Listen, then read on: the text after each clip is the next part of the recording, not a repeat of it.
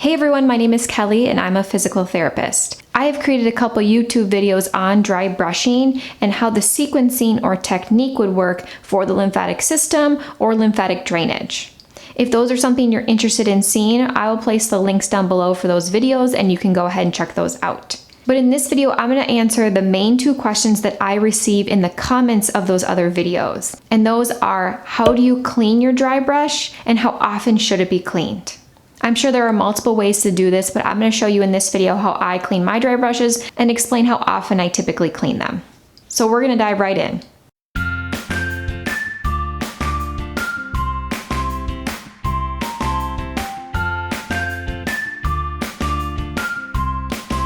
So first, what do you need to clean them? You want to make sure that you get a fairly shallow or flat bowl. You also want to make sure that you have some sort of warm water available to you.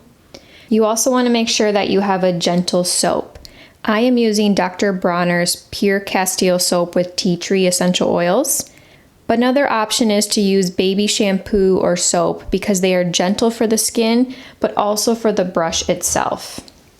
You want to have a small towel ready nearby as well as your dry brushes. So the first thing I'm going to do to get started is take the soap and you're going to put a small amount at the bottom of the bowl.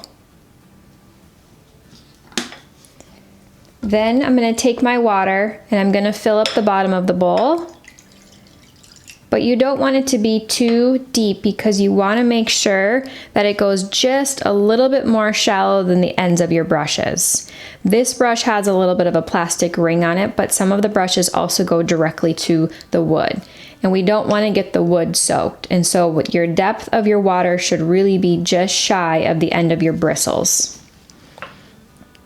Then you can stir it around yourself, or what I typically will do is just go ahead and take my brush and place it flat down in the water and start to just gently move it around or brush it around for a few minutes.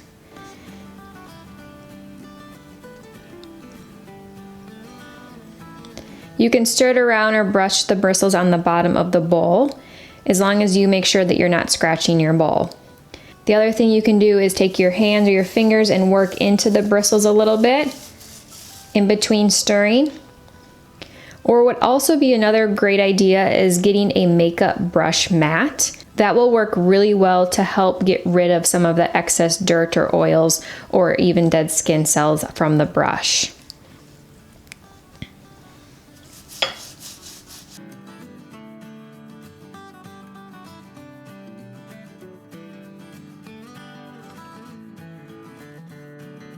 And then after you've washed it for a couple minutes, what I'm going to do is you're going to take that bowl of water and you're going to empty it out.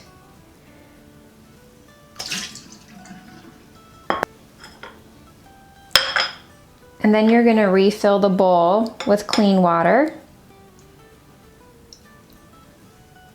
And you'll use that to help rinse off all the extra soap from your brush.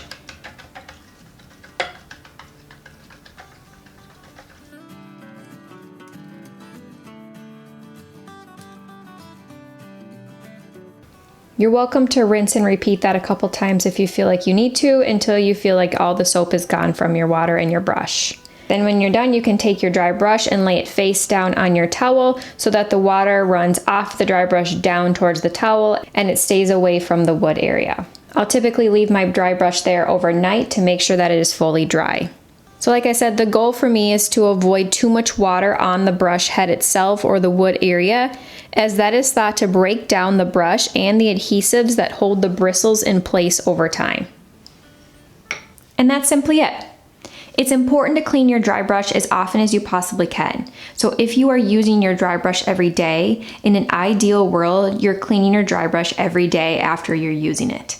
However, if that's not realistic, you want to make sure that you're at least cleaning your dry brush after every 2 or 3 uses, or at least once a week.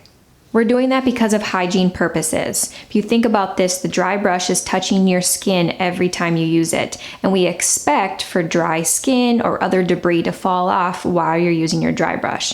Therefore, all of that debris is going to get embedded into the bristles, and we want to make sure that we're cleaning that out thoroughly before each use. But I hope that helps answer those questions. Be sure to subscribe down below for more videos related to lymphatic health, and press the like button if you found this video helpful. Thanks everyone.